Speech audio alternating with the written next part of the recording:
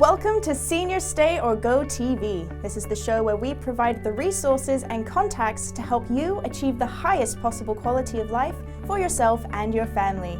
Let's jump right into the action with your host, Ron Greenwald, and his co-host, Patty Gerke. Welcome to the Senior Stay or Go program, the show that provides the resources that will lead you to the highest quality of life. My name is Ron Greenwald, and my co-host is Patty Gerke. Good morning. Good morning. Patty and I just finished penning a blog article entitled Letting Go to Gain Independence. Patty, what does that really mean for our aging adults? Well, what it means, Ron, is it means getting a circle of resources around you to provide the necessary care or needs that you might have to stay in your home safely. So it might mean something as simply as having someone come in and rearrange the furniture so that you can get around the house easier without any roadblocks, or removing some area rugs. And initially that'll be a little difficult to adjust to because the furniture's probably been in the same place for 40 years, but over time it'll become routine and it'll make life much simpler.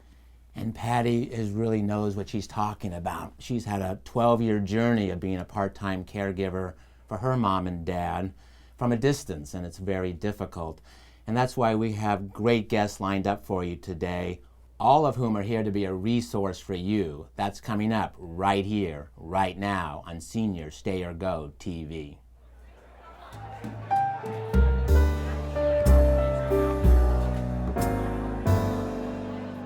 Our next guests are the heart and soul of Wesley Palms. Pat Krause is a resident at the community, and Jody Miller is the sales manager at Wesley Palms. Welcome. Great having you both here, Pat and Jody. It's an honor to have you. And Pat, we're going to start with you. And we found out that we both grew up in the LA area, which is a few years ago. Right. And now we're down here in San Diego. What brought you to the San Diego Wesley Palms community? I have the most wonderful twin sister who lives in La Jolla. And of course I've been back and forth over 60 years for a week at a time. That's all that I ever got to see her. And she said, come and let's see what's going on as far as beautiful places to reside and communities and this kind of a thing. So she got me. And I came out, and I had about 5 or 6 different communities that I went to visit. And then after that, the last one that I came to was Wesley Palms. And of course I met this beautiful lady here, Jody, and Jody took me on a tour, and we went over 35 acres of land up on a hillside overlooking the ocean, Mission Bay, with boats and people and activities and beautiful places to live. And then we went and had lunch at the dining area, which was absolutely delicious. And then we went on a tour of the main building, and the main building, of course, was just unbelievable because it had the big Woodbury Hall, and then it had the activity room and the libraries, which I love, especially the Mystery Library. I love the Mystery Library. After seeing several of the community areas, it was definitely Wesley Palm. And then Jody told me the most exciting thing that I didn't know, and that was the fact that there is a snowbird opportunity. So if you want to come and try it, you can try it. And I thought, that's what I'm going to do. So Jody signed me up, and at that point then I signed up to come for 3 months. And 3 months at Wesley Palms, that was it. I knew at that time I was going to sign up. You get to ask for what fits for your ideas of comfort and joy and happiness. And so I waited for a few months. It wasn't too long. And by jingo, I got it. Oh my word.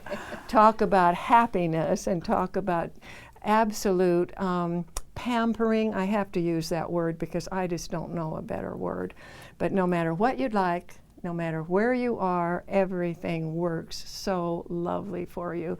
So that's what brought me. Well, I had the question, what do you love most about Wesley Palms? But I think, I don't know if you can, is there a top 3 maybe? That well, the one, I think the reason that I really liked it too, which I haven't mentioned, and that's the fact that it is so close to the airport. And I have my children and grandchildren are all on the East Coast. So I'm having to travel back and forth because it's too hard for them to travel, but it's easy for one person. So airport was number one, and it's like minutes away. And there's transportation from Wesley Palms. If you do not want to drive and leave your car, well, you just jump on the Wesley Palms wonderful transportation area and you're there. So another one was the ocean and the beaches, and I love the beaches. So, you know, to be able to go walk and put your toes in the water and, you know, let them kind of trickle around, and Balboa Park and all. I'm very interested in the opera and the symphony and all of the arts right here. So that's you know, beside Wesley Palms, it's the San Diego area, which is fabulous, plus a freeway. I have to mention that because in minutes you're on the freeway south, north, or Very east. True. Yeah. Well, Patty, I know you have some issues within your family about that, making that transition. Can you want to ask Pat the question? What actually got you to make the decision? Was it your 3-month visit? Was it something you had been anticipating making a move? I have a mother-in-law who probably could make a move but is resistant to making the move. That sounds like my twin sister. I'm tired of the upkeep of houses, and my children are married and gone. And my husband passed away, so I'm alone, and I do not want to take care of roofs and carpeting and all the things that go with it. And so I said, I'm looking, and I'm young. I mean, I'm not young. I'm in my mid-80s. But You're young. oh, well, I feel young, and you know, and that's the thing. The reason I feel young is the fact that I like taking care of myself. And I thought taking care of myself, the thing I need to do is make my plan. And I could have lived on the East Coast, but I don't like Cold the East back Coast. there. And I'm a Californian and, you know, a Southern Californian. So Jody was the one, and I do have to admit, I just loved working with her, and I love my cottage. You know, I made a decision early why I wanted to do it. I had no attachment. I just wanted freedom and ease of life. Because I think at our stage of life, we need that. We need to feel that we can have some fun and not feel guilty. Exactly. And when I'm at Wesley Palms, I don't feel guilty. I just say, hey, now let's see, do I want a movie tonight, or shall I go, you know, visit with friends, or just what will I do? Well, So- I have a saying I'm going to Paul Greenwood, who's our deputy district attorney in town, when he speaks, he has the ski vacation, spend kids inheritance, SKI. So yes. you can use that, SKI, spend kids inheritance. Jody, obviously, Pat loves Wesley Palms, and that comes from staff and the support she gets at Wesley Palms. What are you looking forward to most when the project is completed? You know, it's so nice to actually have something to walk through, a beautiful new patio home. We're getting really close to that now. Our first depositors in phase 1 and 2 are coming in June. But I think just the fresh new approach, the patio homes are really reflective of Pacific Beach, of the neighborhood, of the time that Wesley Palms was built in 1962. So it really has that mid-century charm. We have really tried to bring that to the forefront with the patio homes, and I think that everyone is going to be really pleased with them in that respect. They're high ceilings, the clear story windows, all of the clean lines of that period, and just the feel of the neighborhood. The patio homes flow right into it. When you look at the neighborhood houses from the hillside at Wesley Palms, they really do look like the patio homes, and vice versa.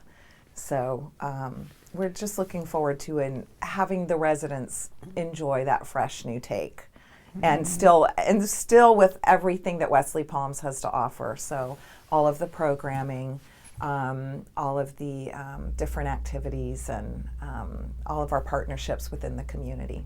So.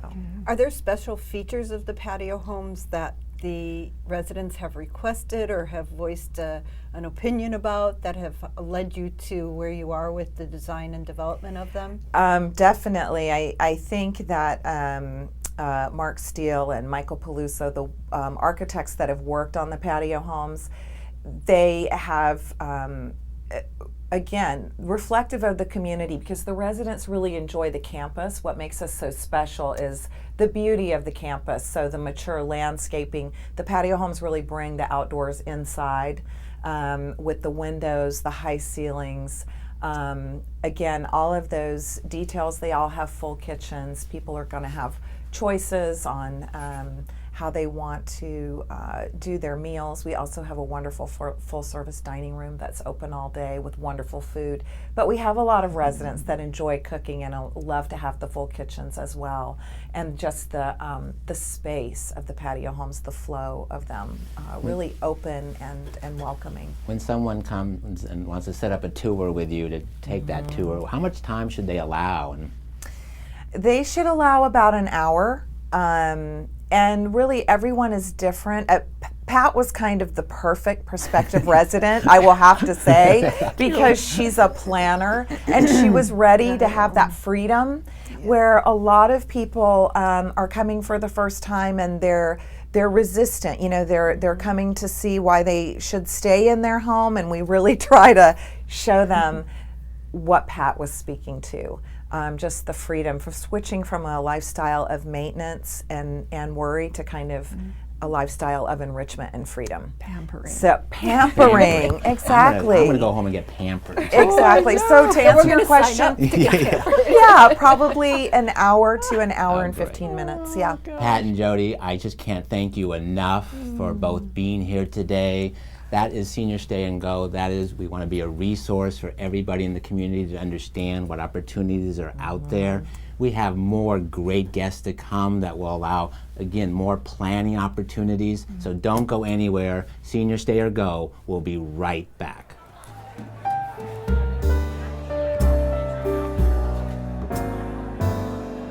Our next guest is the Chief Executive Officer of Jewish Family Service, Mr. Michael Hopkins. Welcome, Michael. Thank you for joining us here today. It's a pleasure to have you. Thank you. Great to have you. Michael, we want to dig deep right away into the issues that are impacting our seniors, and I know Jewish Family Service, JFS San Diego, is deeply involved in a vast array of resources and projects here in San Diego. Aging with Dignity is what we want to focus on. So tell us about some of the services and opportunities for seniors to age with dignity through Jewish Family Service. Yeah, thank you. So first I want to just, aging with dignity for us really means aging at home or aging in your community. And so all of our services are really geared towards helping individuals live and stay in their home as long as possible. And really with kind of like a sense of a positive, attitude towards life and health. And we understand that social isolation, almost like 50% of seniors recently in San Diego County identified social isolation as an issue for them. And so anything that we can do to help folks stay at home, so that could mean transportation, it could mean making small home repairs, it could mean helping individuals or family members with kind of just some management and some negotiating systems. And we all know, like, going to the doctor and figuring out forms, and when one doctor says one thing and the other doctor says something else, and those are difficult issues for families to wrestle with. Or the issue of just, is staying at home that makes the most sense? Does it make the most sense? Let's tackle one at a time. We know transportation is probably the #1 issue, and you have On the Go. So transportation is the #1 issue, and we have a rather large program called On the Go. It's actually the largest volunteer-based transportation program here in San Diego County. We're not everywhere in the county, although we're almost everywhere in the county. It is mostly volunteer-based, and what makes this program really unique is that there's a guaranteed ride. So you just don't have to worry that, like at 10 o'clock in the morning, whether you plan to go to Trader Joe's or whether you plan to go to the doctor for chemotherapy or dialysis, that if the volunteer cancels, it doesn't matter. There's going to be a ride, one way or the other. We'll provide a ride so you can be assured that wherever you want to go, you'll get to. So there's really no reason for any senior not to have the ability to get somewhere in San Diego.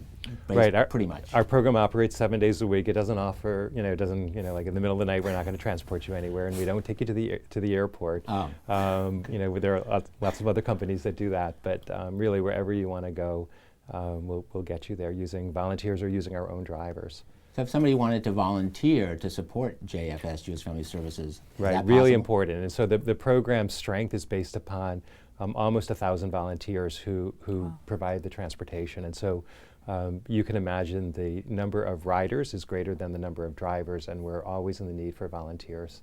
And I know firsthand that the folks who volunteer really feel they develop a relationship. They often, you can go online, you can see what seniors need rides. You can volunteer as much or as little as you want.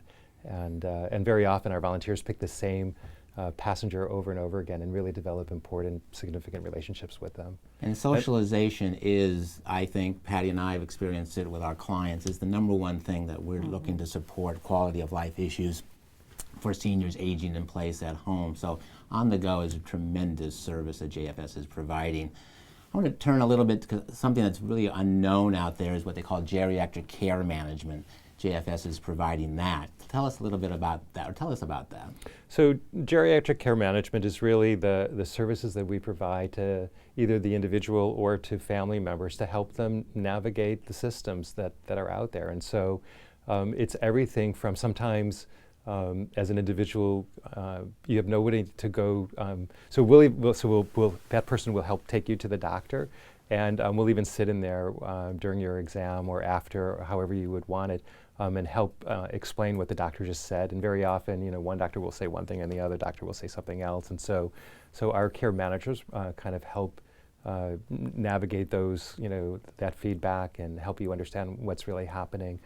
We also do that work for family members who are out of town. So very often, adult children move away. I mean, I don't know why. I think everyone should stay in San Diego, but the children do move away, and sometimes, the kids are in Chicago or whatever, or there are 2 children or 3 children, and they all have a different idea for what's best for mom or dad.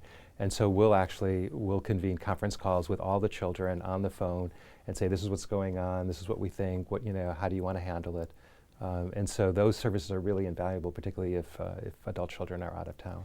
And I just want to make it very clear that JFS, Jewish Family Service, is not just for the Jewish population. Right. We serve the entire community. We've been around almost 100 years, and literally we serve everyone, everywhere, and have a lot of programs throughout the county. One program, it sounds, that is really critical is that probably one of the greatest fears for seniors is falling. And so whether it's in the shower or just in your home, so we'll send out retired handymen to come out and take a look at your home and put a grab bar in or put railings in or whatever's necessary. Sometimes we know that older adults don't replace a light bulb because they don't want to stand on a ladder. And so something as simple as they're walking into a kitchen that doesn't have a light on, or they're running extension cords because the plug isn't working. And so those types of home repairs really just create a safer environment so that individuals can stay at home. So you really do have the ability to be a full service opportunity and programs for our seniors or our aging adults. Would that be? Well, that's our goal. I mean, we don't do everything, and where we don't do it, where our staff are really, they have a pretty big inventory of available programs and services here in San Diego. And so if we don't do it, we'll find somebody else who will do it. And that's the kind of work we do to try to keep people at.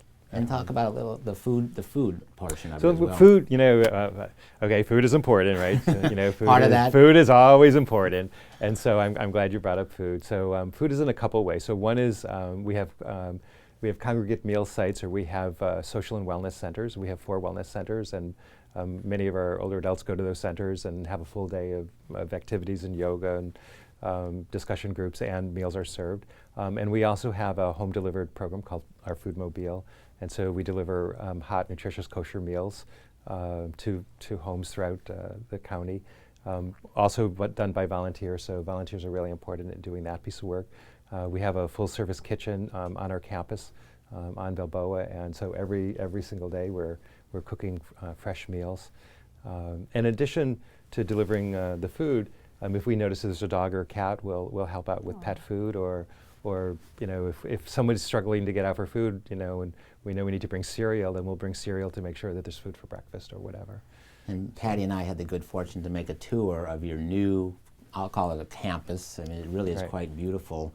Is that something that you welcome people to come and check you out? So the campus is an important part. I mean, so for So coming to the campus, whether it's for counseling or case management services, we also have a little corner market on our campus, and so folks can come in and actually go shopping themselves, and there's fresh produce there, and there's meat, and all the so rather than if you're able to come out, that food is available for free for folks who need it.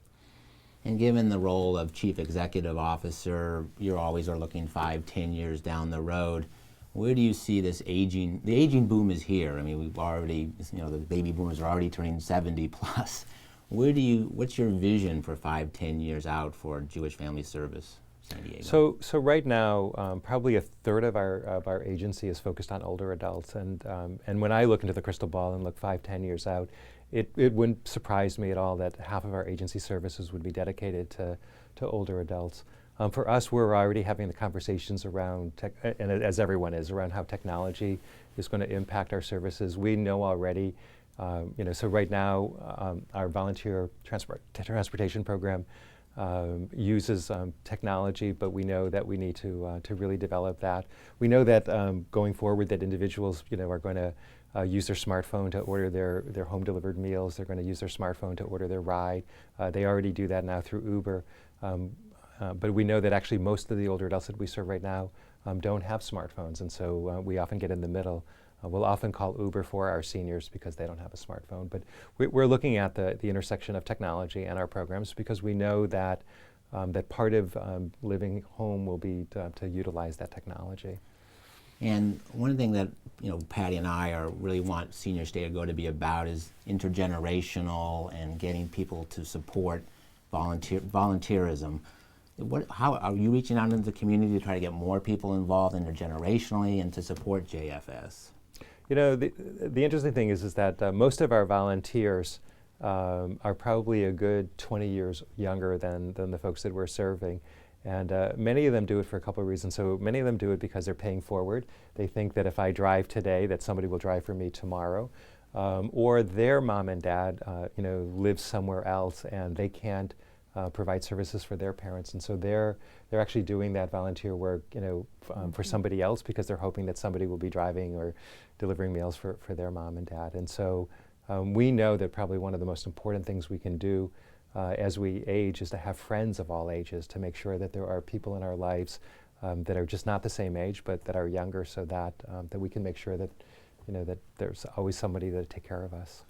So let's recap this. If you could recap it in a couple sentences, please do, in terms of the So overall. the recap would be Jewish Family Service really provides a spectrum of services. Our goal is to help keep people home. And so when in doubt, give us a call, and if we can't do it, somebody else can do it. We'll figure out who.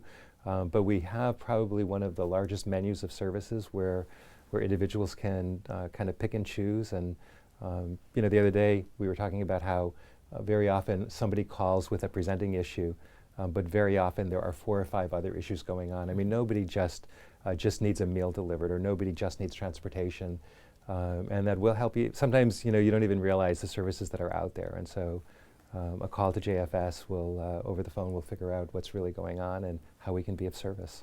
Very good advice for those viewing Senior Stay or Go today. Jewish Family Service offers a vast array and very committed to the citizens of San Diego. Michael, thank you so much for spending time with us today. We'll be right back. Stay tuned. Senior Stay or Go. Thank you. With the help of Comfort Keepers, I'm keeping my mom healthy. I'm keeping Dad on schedule. I'm keeping my mom happy. Comfort Keepers in-home professional caregivers can provide meal planning and preparation, health and wellness services, and personal care services through custom care plans that can change as needs change, so your aging loved ones can stay happy and healthy in their own home. Comfort Keepers, keeping the comfort of home. Our next guest is an attorney and principal at Dean Law Group. She's consistently considered the top of her class by her peers, and please help me welcome Marianne Dean. Hi there. Marianne, thank you for being here today. It's an honor to have you. And the 20 years of litigation experience and writing estate plans gives you a lot of background into what we're going to talk about today. So let's start with the what ifs. And we know usually the if comes out of there and what does happen. So how does one protect themselves and their assets as they age? Well, primarily by taking a forward view and thinking about how their life is likely to play out. I mean, for example, my spouse and I have a granny flat built over the garage of our home. We built that for my mother when she was still living and staying with us, partly to provide a space for her that was, you know, tucked under our wing where she wanted to be. But it made a lot of sense for us to do that because as we get older, we want to stay in our home. It's a one level house, and we'll need some place to put the caregivers because we don't want them underfoot. So thinking down the road and then taking action is one of the best things that you can do. And, you know, I mean, I do estate planning, so obviously a comprehensive estate plan is part of that. Mary Ann, with your 20 plus years of litigation experience and being in front of the judge on many, many occasions and doing a great job, because Patty and I have been able to sit and watch you work, and it's really an honor to watch you work. Tell us some experiences that you've seen over the years that you can share with the audience. You know, about people who fail to plan? Fail to plan, exactly. Yeah, they wind up in court. I'm on the court's appointment panel, and when people file a petition for conservatorship, which is a legal proceeding to appoint somebody with the legal authority to take care of someone who has lost the ability to do that, when those petitions are filed, the court appoints counsel. And there are 25 or so of us in San Diego who are on that list. I'm one of them.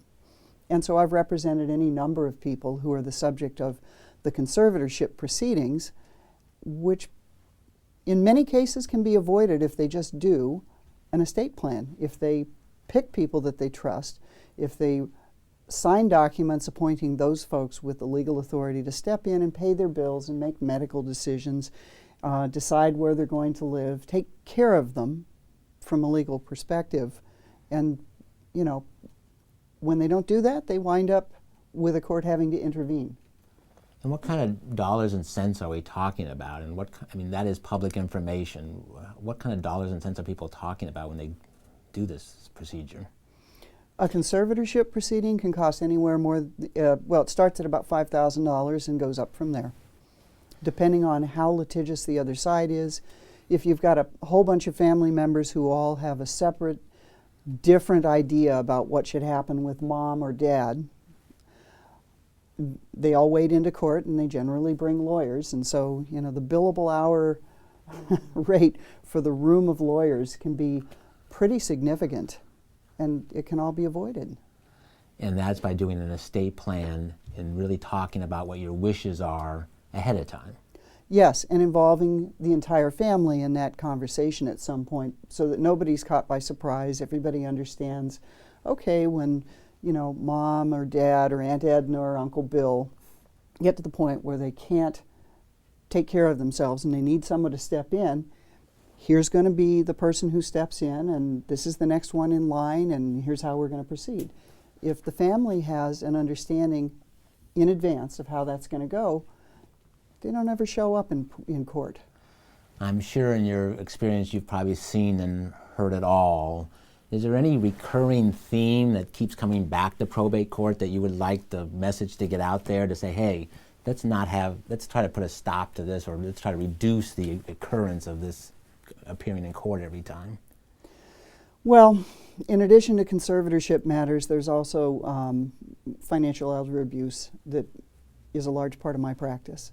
And if families stay involved with their aging family members and take an interest, then they can circumvent somebody taking advantage of them. You know, I take great pleasure in pursuing thieves and bad guys, for lack of a better word. People who think that they're going to help themselves to an elder's money because they can, because the elder no longer can really put up as good of a fight any longer. But it costs money to do that. And sometimes, you know, the money's been spent and the elder is left in a position of having limited assets and nobody has the money to pursue anything in court, and that should be avoided. Mary Ann, pursuing that line of financial elder abuse, do you have any personal experience that you can share with the viewing audience on that subject? Well, sadly, yes, I do. My own mother was subject to another family member who came in under the guise of, the helpful person. I'm going to come in and take care of you when she had some medical issues. And the next thing we know, Adult Protective Services is involved. This was over in Arizona. And it's discovered that the helpful family member has actually helped himself to about $30,000 of my mother's money by running her credit cards up. And, that nonsense was shut down and she was protected, but it required family members and Adult Protective Services to step in and circumvent that. So for people here in San Diego, we do have Adult Protective Services. And again, sometimes it's really hard when it's a family member doing it. Is there any sign or something that you would really advocate to loving and caring family members to watch out for amongst the siblings to make sure this doesn't happen? Well, the typical scenario is you've got an aging parent who has taken care of one of the siblings because that sibling somehow isn't able to stay employed or has some substance abuse problems or is in some way themselves impaired. And so, the elders become accustomed over the years to kind of helping that kid out along the line and bailing them out maybe sometimes. And so as things progress and the elder starts to age, the other siblings need to be alert to the fact that their less than fully functional sibling or family member can very quickly turn into a parasite. And when Adult Protective Services shows up on the doorstep because someone has called and said, hey, I think, Joe is taking advantage of his mother, Mom will continue to try and protect Joe and say, no, there's nothing wrong. So another thing that needs to happen is that people need to educate the elder that continuing to acquiesce and help the impaired family member out isn't really helping because they will be gone at some point and that support will be gone with them. So the kindest thing that they can do to the child with challenges, shall we say, is to force them to start figuring out how to be on their own 2 feet and not acquiesce. So Mary Ann, trying to make the decision of whether or not to stay or to move to another living environment, that's a big decision for family members to make. So how do you guide your clients into planning and making those kinds of decisions? Well, first of all, you need to understand that the California Probate Code requires that an elder who wants to stay in their own home is perfectly entitled to do that. It's considered to be the best placement for them to stay in their own home, but that's subject to them having the resources and the assets to ensure that their home remains a warm and welcoming and safe place. So they have to be able to have resources to have sufficient in-home care if they don't have family on board to do that. Structurally, their home needs to be properly set up for maximum safety. So it's often helpful for people to consult with a professional crew who come in and they'll do an assessment of the home and say, oh, move that area rug, or we've got to put some grab rails in the bathroom, or they'll identify potential hazards. And so it's helpful if people can start looking at that as they get closer to retirement so that they can supervise their own modifications. And then they can have the conversation with their family and say, look, I want to stay here. These are the things that I'm doing to ensure that I have the ability to do that, and I need your help. And then families just need to support that. Do you see that more and more coming into your office? I mean, do you see people being more proactive over the in terms of your career in this field, or is it still people just don't bring it up? For the most part in my practice, it comes up when I've been appointed by the court to represent someone in a conservatorship. My client, the conservatee, and I will have a meeting about the conservatorship petition, who is being proposed to step in and make legal decisions. And when my client says, no, I don't want to move, then that oftentimes becomes part of the negotiation going forward to resolve the court case. And we get to talk to people. We hire experts and we get the analysis done so that my client can demonstrate that they have the ability to stay in their own home sometimes over the objections of their family members. My grandmother, who died last August at 107 with... 107. Wow. Yes. That is just amazing. She lived in her home pretty close to the end of her days, and she was quite adamant about it. I had one of her children, I won't even mention which gender, had a conversation with one of her children who was expressing frustration that she was choosing to stay in her home, and all of her kids felt this was a bad decision, that she wasn't being smart about this, and the subject of conservatorship came up. And so, I turned to the family member and I said, well, good luck with that, because there's no court that's going to conserve her, because she can still make all of her own decisions. She has all of her capacity. I pointed out that one of my cousins at 22 was making some pretty terrible decisions, and nobody was filing conservatorship papers for her. And I think I made my point. And that person probably in their 80s, if it's her child who's saying 70s. Yeah, 70s. But they're all pretty spry. Yeah, my father's 81. I love I love that gene pool there. That is fabulous. Again, if you have any questions on this topic, and it is a complex topic, probate, conservatees, that whole realm, please get a hold of Marianne Dean at the Dean Law Group. She will provide you with great input and advice upon your asking. Again, Senior Stay or Go is all about senior advocacy, providing the resources and the tools for you to make the great decisions for your highest quality of life. We will have many more guests to come out through the year. Please come back. Stay tuned for Senior Stay or Go TV. Thank you.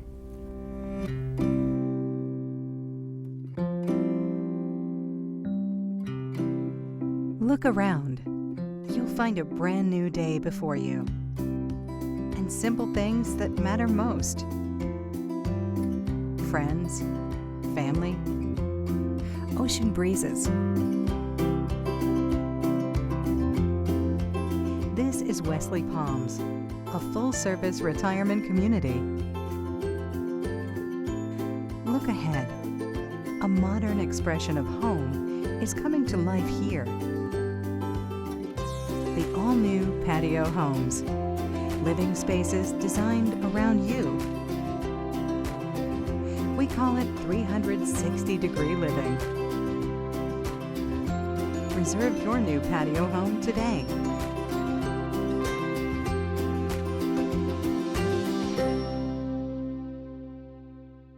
Our next guests represent Wesley Palms, a front porch community in San Diego off Mount Soledad. Our first guest is Michael Peluso. He is an Associate Senior Project Manager with MW Steel Group. And our second guest is Ben Geske, who is the Executive Director at Wesley Palms. Welcome, Michael and Ben. Thank you for being here today. And before we get into the questions, I am thrilled to announce that the National Association of Home Builders has awarded the Wesley Palms community the 2016 Gold Award for Best 55-Plus Independent Living Community on the board. Congratulations. Thank you. So, Michael, let's start with you. Have you had the opportunity to ever work on such a unique project? Wesley Palms, when it came to our office at MW Steel Group, it was really a rare and unique opportunity because the 50-plus years of Wesley Palms, there's so much character and history that have been built into that. And when you start on an architectural project, you might not necessarily have all that history and character already built into what you're going to reimagine and revitalize. It really is a rare opportunity to take a campus like Wesley Palms and breathe new life and help emphasize all the beautiful things that make it a wonderful place. Tell us a little bit about the uniqueness that you found when you started this project at Wesley Palms. Wesley Palms is a community that was built a little over 50 years ago, and it was built in the modernist style of that era, which we now refer to as mid-century modern. And it really was a great example of that style of architecture, especially the centerpiece of the campus, which is a 6-story main building. And then it's surrounded by a number of cottages over the 35 acres. And the architecture was a great catalyst for our thought process in the reimagination of the campus. One of the other aspects of the campus is the park-like setting. And with the architecture and the landscape as a starting point for the renovation, we had two things that we really wanted to enhance and not detract from. And working with Ben and his team at Wesley Palms, we did a lot of study and analysis of the architecture of that era, because we wanted to not erase that character of Wesley Palms, but enhance it. And we studied the surrounding neighborhoods. We studied great examples of architecture of that style from all over California, because mid-century modern is really an iconic style for Southern California. And that's so true. I encourage anybody to do a drive-by just to see the iconic architecture, even if you're 20 years old and you're not involved with senior stay or go concerns. It's just it's really an historic situation today, I would say. Just what is the curious build-out time for Wesley Palms? Well, we were looking at it's really a 5-year process. We're about a year into it now.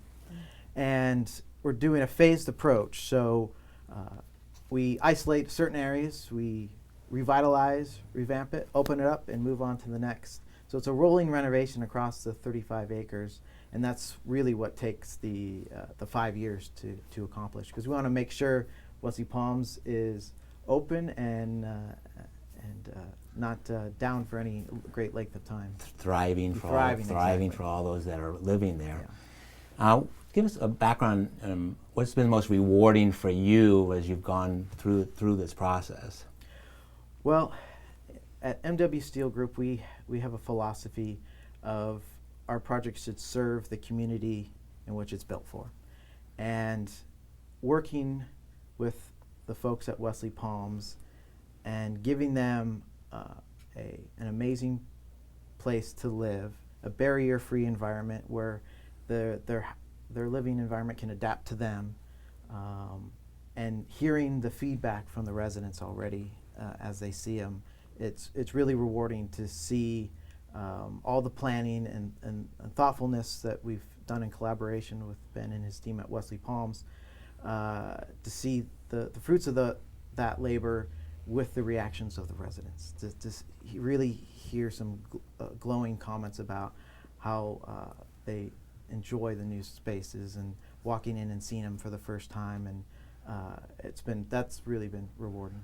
Are the residents coming up to you and just excited and anticipating? When I have had the chance, when they find out who I am, yes, that's happened. You have the hard hat on. Yeah, I try to blend in with the rest of the crew, but when my cover's blown, then they. Well, I think it's very exciting what's going there.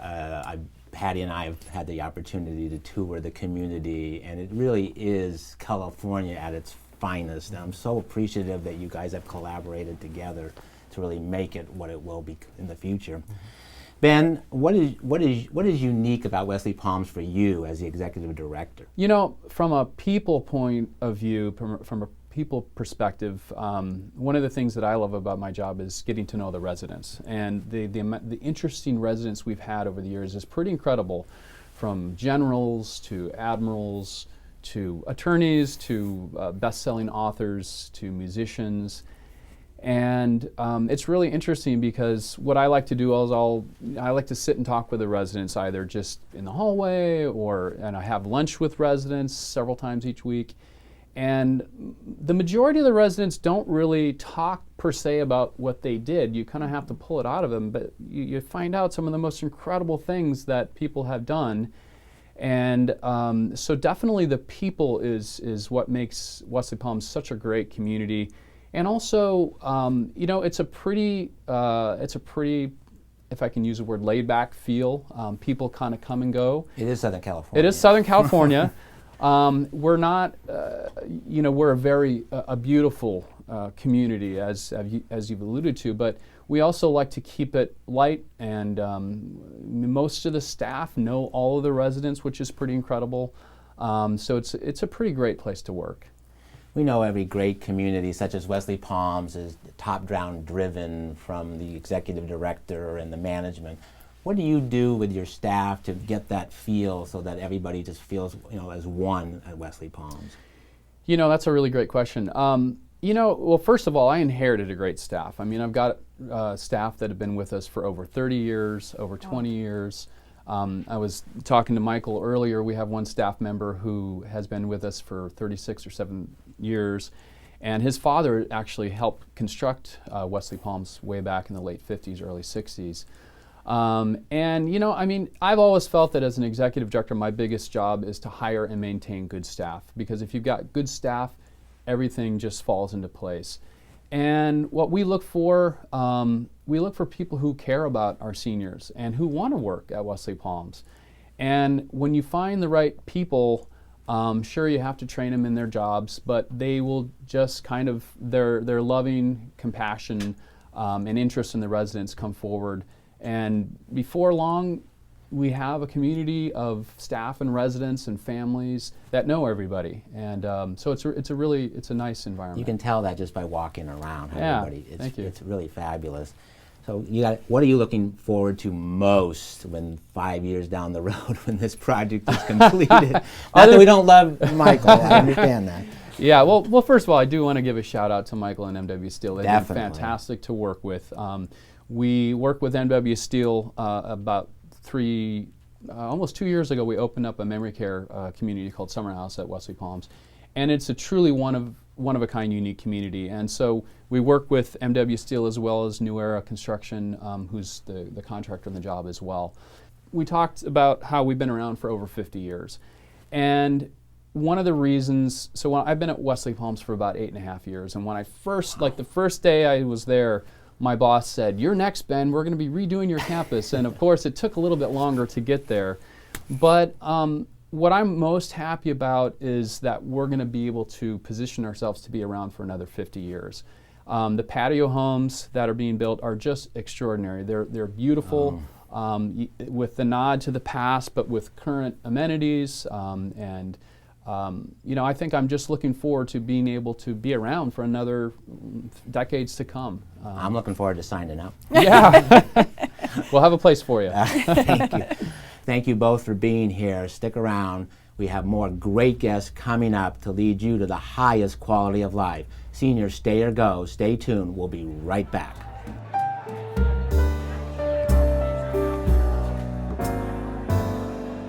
Our next guest is currently on the Encinitas City Council, an estate planning attorney, a wife, a mother of 2, and a 4th-generation Cardiff-by-the-Sea resident. Welcome, Catherine Blakespeare. Thank you. Thank you for being here, Catherine. It's an honor to have you here today. And the big exciting news is that we understand you are going to be running for the mayor of the city of Encinitas. So with that as a backdrop, tell us what your vision is to help our aging adults live a quality of life in the city of Encinitas. Well, thank you, and I'm pleased to be here. So thank you for having me on your show. Awesome. In preparation for this interview, I looked up how many people over 60 we have in Encinitas, and in fact, it's about 25% of the population, so that's about 15,000 people in Encinitas. And I think seniors' concerns are the same as everybody else in terms of quality of life. And one of the biggest threats to our quality of life in Encinitas, I believe, is our ever-increasing traffic. And so one of the things, it's a really thorny problem, what do you do about traffic? But I think what we can do at the city level is we can make it easier to bike and walk around the city. And that's something that I'm particularly focused on and interested in. And we've already started doing that with projects. We recently completed an undercrossing to go to the beach at Swami's, which is on Santa Fe, and it's wildly popular, makes it safe for people to go across the railroad tracks, it's under the railroad tracks, and also across Highway 101. And so there are a number of projects like that involving biking and walking that we are prioritizing and that I'm very focused on, especially kids walking to school with their grandparents or with their parents, and people being able to walk to get something to eat or walk to the beach. Those are all things that will improve everybody's quality of life. And does that get implemented through the city planning department, or how do you see that actually logistically coming to fruition? Well, in some ways, a lot of it comes down to budget. So what do you prioritize funding? And I think that it's always a complicated interplay of having leadership to articulate a vision and also advocating at the right points and understanding how decisions are made. And so it happens technically through the planning department and the engineering department, but it also happens by having a bit of a culture change in terms of what is it that we think is most important in the city to focus our capital improvement projects on. And we've talked about that briefly, and again, it's such a valuable situation for seniors to have the ability to walk safely in their community. We just talked about Saxony, and I think there is something that's on board in that area across from the YMCA. Yes, and so sometimes it's not the big projects, it's also the little things like a crosswalk. So across from the YMCA in Encinitas, there are a number of apartment complexes and senior living places, and people say that they will drive 1 block across Saxony, just get in their car and drive across the street because it's so difficult to cross. And that's the kind of thing that I really hate to hear, and I want us to not have a city like that. I want to have a city where you could walk out on the sidewalk and push a button and the lights flash and you can walk across to go to the YMCA. That's one of the reasons people live across from the YMCA. So we have approved that, and it will be funded within the year. It should be built. Well, that would be fantastic, because yeah, you have Seacrest and you have other communities that are along that strip that really could benefit from something like that, where they could walk easily to the Y and take advantage of the opportunities that the Y provides. They call them active aging adults. Right, absolutely. So that would be fantastic. Right. I know, Patty, you had a question for Catherine. From an estate planning perspective, with the multi-generational society that we're living in as people live longer, how do you advise families to prepare for that and plan for it? Yes, well, thank you for that question. And so in addition to being on the City Council, I'm an estate planning attorney, and estate planning is mostly the documents that you need to transition both your assets and your values to the next generation. So that's trusts, wills, powers of attorney, healthcare directives. But a lot of it is also the counseling aspect, the client relationship, and suggesting how people manage things. And one of the things I think is really important is the family conference. So the worst for families, I think, is when they fall apart after mom or dad dies and they end up in a lawsuit. And that's the kind of thing that every family wants to avoid. And so how do you do that? How do you do your best to avoid that happening in your family if you're a senior? And I think it is to be really transparent about what you want to have happen with your assets. And so people sometimes have this idea that everything should always be equal, but the reality is that it can be fair without being equal, because even when we're raising our kids and they're young, they have different health needs or different education needs. What they spend their time recreationally doing is different. So to say, I would really like the family home to stay in the family and one child to live in it and the other to have the stock account or the savings account, and to articulate that, I think is really important. And just by way of an example, in my family, at our family conferences, we would do them over Thanksgiving because people would come from all over the place to the family home. And my mom, at one point, she said to us, to my sister and I when we were a lot younger, she said, if I pass, I want to make sure that you don't consume any inheritance you get and spend it. I want to make sure that you take care of your grandma and your aunt. That's my very first priority, is to care for and make sure their quality of life stays high. And my sister and I heard that very clearly. And it's something that if kids have never heard that message, that they get an inheritance and they spend it on themselves however they do. So I think it really is an important way to transmit your values to the next generation and make sure that what you want to have happen does happen. That is really important, because unfortunately a lot of the seniors or aging adults who are older, in their 80s and 90s, the depression generation, the greatest generation as we call it, didn't share that information. And so a lot of family members are having a hard time because everybody's idea of what's best is very different. Right. And it's really powerful to hear it straight from mom, because people will reflect on that conversation. Remember when we were all in the living room? And so it is, one of the biggest problems is that people sometimes don't have clarity internally about what they really want to do. And they fear conflict. So they don't want to put it out there with their kids. But in some ways, it's really so much better to just face that and do it than it is to wait for it to unfold after someone passes. How are you planning on helping ensure that your mom's wishes are fulfilled about helping siblings? Yes, well, that's an excellent question. There are a lot of different ways to do that. One of them is to set up a special trust to do that. But any choices that you make in estate planning, there are always consequences, whether it has to do with property taxes or income taxes, or sometimes estate taxes if people have quite a bit more money. And so it's important to have a multifaceted approach where you're talking about what you want to have happen and then having the documents that support it, but not also having documents that lock you into something that's inflexible. So there are a lot of things to think about, and especially because you're never sure what order people will die in, especially when they're of the same generation. So it isn't an easy answer to that question. Going back to this discussion about your vision for the city of Encinitas as mayor, let's talk about housing. We know that's a huge issue. Where do you see that going within the city limits? Well, housing is tremendously controversial and also very important.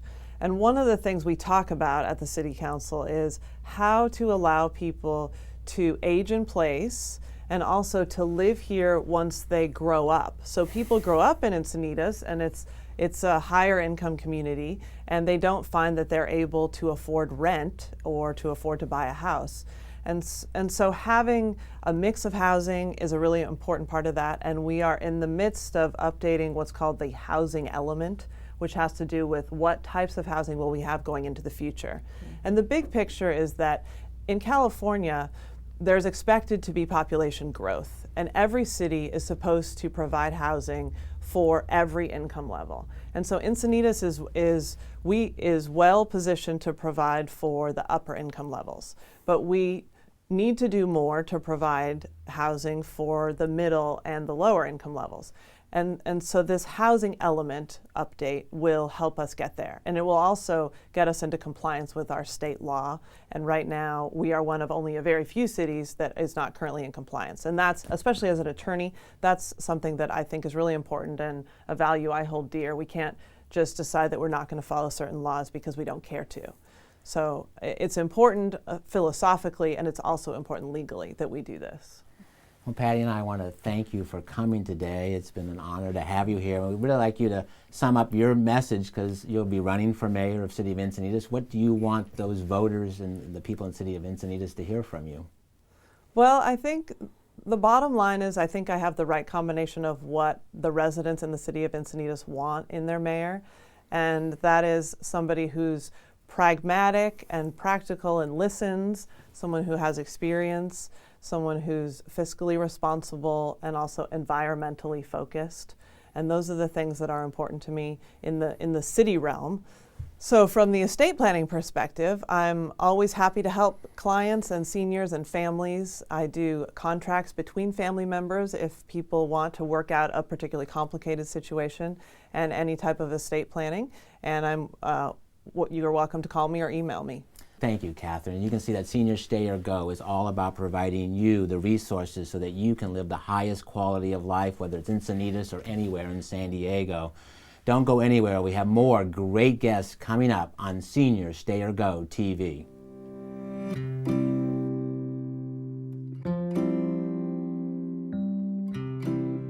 Look around. You'll find a brand new day before you. And simple things that matter most.